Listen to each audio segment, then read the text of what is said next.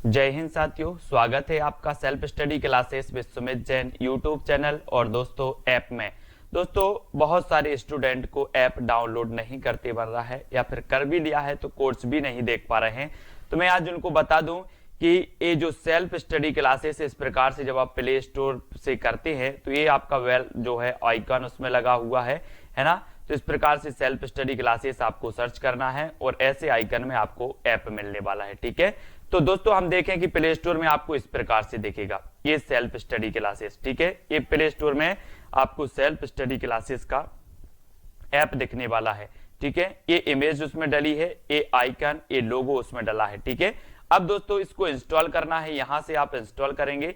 ठीक है, अब इंस्टॉल करेंगे तो वहां पर आपको नंबर मांगेगा, जीमेल नंबर मांगेगा, तो आपको ओटीपी आएगा, तो आप रजिस्टर करके आगे बढ़ेंगे। तो साथियों आज का सेशन स्टार्ट करते हैं। अगर अभी तक आपने self study classes app download नहीं किया है तो प्ले स्टोर में सर्च करें सेल्फ स्टडी क्लासेस और ऐप जरूर डाउनलोड कर लें। ठीक है, तो दोस्तों आज का अपना पहला प्रश्न, इसके पहले हमने वर्णमाला को बहुत अच्छे से पढ़ा था।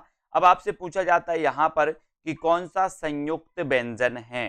तो संयुक्त व्यंजन में चार विकल्प आपके पास हैं, छा है ना, चा, टा और औ। तो संयुक्त व्यंजन पूछा गया, तो संयुक्त व्यंजन हम पढ़ते हैं दोस्तों कौन कौन से, छा, त्रा, ज्ञा और स्रा, है ना। ये क्या पढ़ते हैं अपन, संयुक्त व्यंजन पढ़ते हैं। ठीक है, तो यहां पर आपका बिल्कुल सही आंसर क्या है, छा। ये क्या है, संयुक्त व्यंजन माना जाता है। ठीक है, अब अगला क्वेश्चन आपको बताना है दोस्तों, छा ध्वनि का उच्चारण स्थान क्या है। चार विकल्प हैं आपके पास, दंत है, तालव्य है, ओष्ठ है या फिर वर्ष्य है। तो आप लगाइए, मैंने आपको बताए थे कि जब हम पांच वर्ग पढ़ते हैं और पांच वर्ग के का, चा, टा, ता, पा, तो का वर्ग कंठ से बोला जाता है, उसके बाद चा वर्ग तालु से बोला जाता है, का, चा, टा वर्ग जो मूर्धा होता है, टा है ना, ता वर्ग जो होता है दोस्तों वो दंत से, और पा वर्ग होता है ओष्ठ से। ठीक है, तो यहां पर आपसे छा पूछा गया, तो ये छा किस वर्ग में आता है, ये आता है चा वर्ग में। ठीक है, तो चा वर्ग के जितने भी अक्षर होते हैं, वर्ण होते हैं, वो कैसे बोले जाते हैं दोस्तों, वो बोले जाते हैं तालु से, है ना, तालु से बोले जाते हैं। तो आपका उत्तर भी क्या हो जाएगा यहाँ पर, सी नंबर। छा क्या है, तालव्य है। ठीक है, अगला क्वेश्चन देखो, कौन तालव्य ध्वनि है, तालव्य ध्वनि बताना है। अब आपसे बनेगा क्वेश्चन तो फटाक से बताइए कमेंट में, चार विकल्प आपके सामने और तालव्य ध्वनि आपसे पूछा गया है। तो 2 सेकंड आपको दिए जाते हैं और आपने बिल्कुल सही आंसर का चयन किया है कि सर जो तालव्य ध्वनि है वो है चा, है ना। चा वर्ग जो है, चा वर्ग, चा, छा, जा, ये तालु से उच्चारित होते हैं। तो आपका उत्तर कहां चला जाता है, एक की तरफ। ठीक है, ए नंबर आपका बिल्कुल सही होगा। इनमें से कौन सा पश्च स्वर है दोस्तों, पश्च स्वर और अग्र स्वर अपन ने पढ़े हैं, तो पश्च स्वर आपको यहां पर बताना है। तो बताइए चार विकल्प में से, बड़ा आ, ई, बड़ा ई और आ, ये जो है इनमें से आपको पश्च स्वर के बारे में बताना कि पश्च स्वर के अंतर्गत कौन सा वर्ण आता है, ये आपको बताना। ठीक है, तो आपने चयन किया है दोस्तों विकल्प नंबर ए, और ए नंबर आपका बिल्कुल सही है। ठीक है, पश्च स्वर के अंतर्गत आता है आ। ठीक है, तो ए आपका राइट आंसर हो जाएगा। अगला क्वेश्चन है, इनमें से कौन सा युग्म अघोष ध्वनि है। अघोष और सघोष आपने पढ़े हैं, है ना, तो अघोष और सघोष कौन से होते हैं, ये आपको बताना है दोस्तों। तो कौन से होते हैं, अपन ने पढ़ा था कि दोस्तों वर्ग के प्रथम और द्वितीय अक्षर होते हैं अघोष, और बाकी 3, 4, 5 जो वर्ण होते हैं वो क्या कहलाते हैं, सघोष या फिर घोष, है ना। तो यहां पर आपसे अघोष पूछा गया, तो वर्ग का प्रथम और दोस्तों द्वितीय, यानी कि प्रथम और द्वितीय, द्वितीय जो वर्ण होते हैं वो क्या कहलाते हैं, अघोष कहलाते हैं। तो यहां पर पा और फा, ये क्या है, प्रथम वर्ण और द्वितीय वर्ण, है ना, पा वर्ग के प्रथम और द्वितीय, तो ये क्या कहलाएंगे दोस्तों, अघोष कहलाएंगे, अघोष। ठीक है, इसको याद रखेंगे। अब आपसे अगला क्वेश्चन पूछा जाता है दोस्तों, का व्यंजन के विषय में निम्न में से कौन सा सही है। का व्यंजन के विषय में बताइए, अल्प प्राण, अघोष, स्पर्शी, कंठ ध्वनि है, और बताइए क्या क्या होता है। अल्प प्राण में अपन पढ़ते हैं 1, 3, 5, है ना, अल्प प्राण में 1, 3, 5 यानी कि प्रथम, तृतीय और पंचम वर्ण क्या होता है, अल्प प्राण होता है। महाप्राण द्वितीय और चतुर्थ होते हैं। तो देखो का तो अल्प प्राण है ना, का अघोष भी है, क्योंकि अघोष में तो प्रथम और द्वितीय होते हैं, तो ये भी हो गया। का स्पर्शी व्यंजन भी है, और का उच्चारण स्थान कंठ से भी होता है, तो का क्या हो जाएगा, अल्प प्राण भी है, अघोष भी है, स्पर्शी व्यंजन भी है, और इसका उच्चारण स्थान कंठ है। तो आपका उत्तर क्या हो जाता है, ए नंबर सही हो जाता है। का के बारे में पूछा गया था, तो ये आपका बिल्कुल सही है। अब दोस्तों इसके बारे में और भी प्रश्नों को देखते, यहां पर आ जाओ। अगला क्वेश्चन आपसे पूछा जाता है कि हिंदी में अनुस्वर किस ध्वनि का सूचक है, किस ध्वनि का सूचक है। ये रहे आपके चार विकल्प। अनुस्वर किस ध्वनि का सूचक है, बताइए। नहीं है, सॉरी नहीं है बताना है, तो किस ध्वनि का सूचक नहीं है, इंग्या, इया, रा या फिर या। तो अनुस्वर किस ध्वनि का सूचक नहीं है, ये आपसे बताया। दोस्तों आपने पढ़े होंगे कि वर्ग के पंचम जो अक्षर होते हैं, है ना, यम गणनम जो अपन पढ़ते हैं दोस्तों, ये पंचम अक्षर के बारे में अपन देखते हैं कि अनुस्वर से संबंधित होते हैं, और यहां पर नहीं है पूछा गया, तो ये जो या है, या ये नहीं है अनुस्वर, है ना, अनुस्वर का सूचक नहीं है या, तो उत्तर क्या हो जाता है आपका डी नंबर। ठीक है, फिर अगला क्वेश्चन आपको यहां पर बताना है दोस्तों, उच्चारण स्थान के आधार पर इया व्यंजन है, तो ये क्या है, बताइए। उच्चारण स्थान के आधार पर आपको बताना है, तो ये किस वर्ग के अंतर्गत आता है। आपने पढ़ा होगा चा, छा, जा, झा, इया, है ना, पढ़ा है। तो चा वर्ग के अंतर्गत आता है इया। तो चा वर्ग आपने देखा कि चा वर्ग का जो उच्चारण स्थान है वो क्या है, चा वर्ग का। का वर्ग का तो अपन ने देखा था कि का वर्ग तो कंठ से उच्चारित होता है। फिर का के बाद आता है चा वर्ग, तो चा वर्ग काय से होता है, तालु से। तो इया भी क्या हो जाएगा, इया भी बोले सर तालब होगा, इसका उच्चारण स्थान तालु होगा। तो आपका उत्तर कहां चला जाता है, एक ही तरफ चला जाता है। ठीक है, ए नंबर आपका बिल्कुल सही होगा। अब अगला क्वेश्चन आपको बताना है कि जिन ध्वनियों के संयोग से शब्दों का निर्माण होता है उन्हें क्या कहते हैं, बताइए। जिन ध्वनियों के संयोग से शब्दों का निर्माण होता है उन ध्वनियों को क्या कहते हैं, बताइए। ध्वनि, प्रतिध्वनि, वाणी या फिर स्वनिम, क्या कहा जाता है। और आपने बिल्कुल सही आंसर चयन किया है कि सर उन्हें कहा जाता है स्वनिम। क्या कहा जाता है, स्वनिम। और आंसर आपका डी नंबर बिल्कुल सही हो जाता है। डी नंबर सभी लोग कमेंट में जरूर बताएं, वीडियो को शेयर जरूर करें, और सेल्फ स्टडी क्लासेस का ऐप जरूर डाउनलोड करें। ठीक है, जहां पर दोस्तों आपके लिए कोर्स लॉन्च किया गया हिंदी साहित्य का, पंजाब मास्टर कैडर के लिए, टीजीटी, पीजीटी आदि सभी, जिसमें हिंदी साहित्य पूछा जाता है, हिंदी व्याकरण पूछा जाता है। अब यहां पर आपको बताना है दोस्तों, ड़ा और ढा ये ध्वनियों के विषय में कौन सा कथन शुद्ध है, शुद्ध कथन बताना है।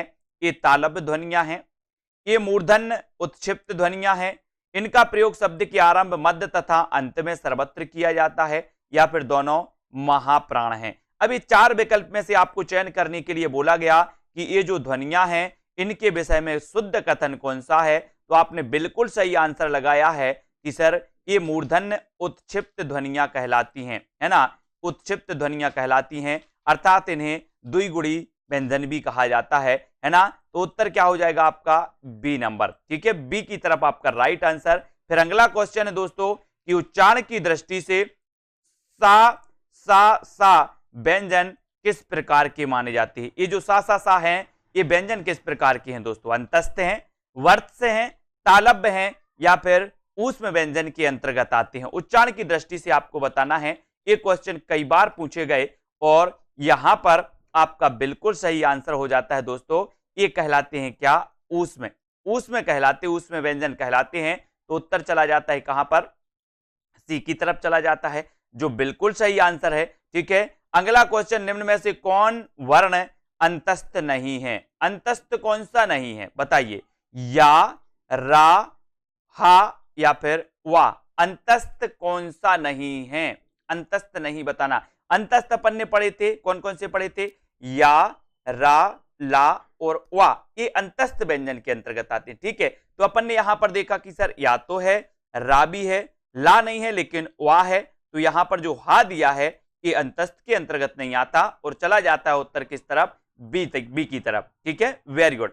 अगला क्वेश्चन है दोस्तों, या, रा, ला, वा व्यंजनों को क्या कहते हैं। ये भी क्वेश्चन आपसे पूछ लिया गया और ऐसा पूछा भी जाता है कई बार। तो बताइए क्या कहते हैं इन्हें, या, रा, ला और वा व्यंजनों को क्या कहते हैं। आसान क्वेश्चन, सबसे बनना चाहिए। ये क्वेश्चन हमेशा पूछे जाते हैं दोस्तों, है ना। तो यहां पर आपका बिल्कुल सही है आंसर, क्या है, अंतस्थ व्यंजन इन्हें कहते हैं। या, रा, ला, वा, इन व्यंजनों को अंतस्थ व्यंजन कहते हैं और ये कई बार पूछे गए हैं। फिर अगला क्वेश्चन आपसे पूछा जाता है दोस्तों कि निम्न में से वह कौन सा शब्द जिसका अर्थ अनुरूप, उपयुक्त तथा उचित तीनों ही है, पूर्ण, है ना, पर्याप्त, पर्याप्त, या फिर अपन यहां पर देखते हैं, यहां पर आपका दो विकल्प और दिए हैं, दो विकल्प आपको यहां पर दिए हैं दोस्तों, ये है बेतुका और समुचित, है ना। तो यहां पर तो आपका ये समुचित सही हो जाएगा। समुचित मतलब उचित भी होता है, पूर्ण भी होता है, इस प्रकार से, ठीक है। तो ये डी नंबर तो आपका बिल्कुल सही हो जाएगा। फिर अगले क्वेश्चन को अपन देखेंगे कि हिंदी वर्णमाला में ऊष्म व्यंजन कौन से हैं। ऊष्म व्यंजन बताना है। ये चार विकल्प हैं। ऊष्म व्यंजन हम पहले भी पढ़ चुके हैं और यहां भी आपको बताना है कि ऊष्म व्यंजन कौन से हैं। तो आपने बिल्कुल सही आंसर चयन किया है कि सर ऊष्म व्यंजन की अगर बात करते हो तो ये जो सा, सा और हा दिया है, ये कहलाते हैं क्या, ऊष्म व्यंजन।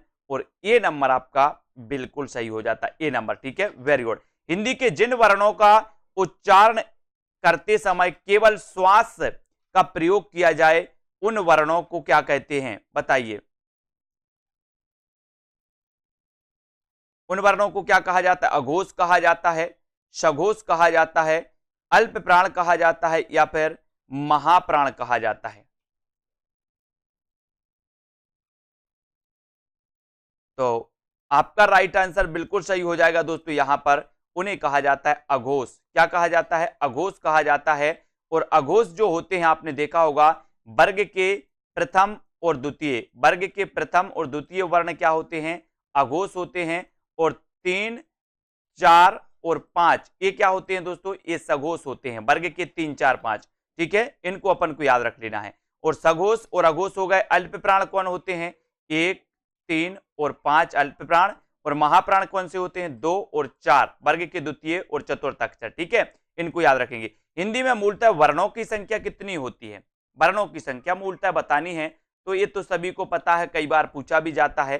तो उत्तर आपका यहां पर चला जाता है 52। हिंदी में मूलतः वर्णों की संख्या होती है 52, जो कि सी नंबर आपका बिल्कुल सही है, ठीक है। अगला क्वेश्चन है, हिंदी वर्णमाला में स्वरों की संख्या कितनी है। स्वर पूछ लिए गए आपसे, तो ये भी पूछा जाता है कई बार, 8 हैं, 9 हैं, 11 हैं, या फिर 14 हैं। तो हिंदी वर्णमाला में स्वरों की संख्या कितनी मानी जाती है, ये उत्तर आपको बताना है।